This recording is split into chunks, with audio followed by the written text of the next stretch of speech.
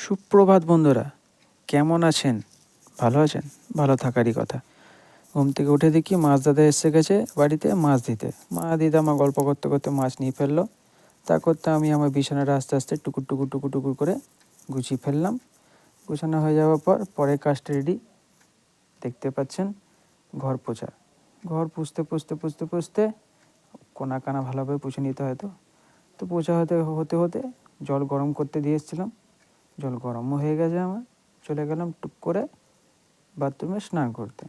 স্নান করা হয়ে যাওয়ার পর সূর্য প্রণাম করে সেরে ফেললাম। তারপরে চলে গেলাম আমি আমার ঠাকুর পুজোতে। ঠাকুর পুজো হয়ে গেল, ধূপ ধুনো দেখানো হয়ে গেল।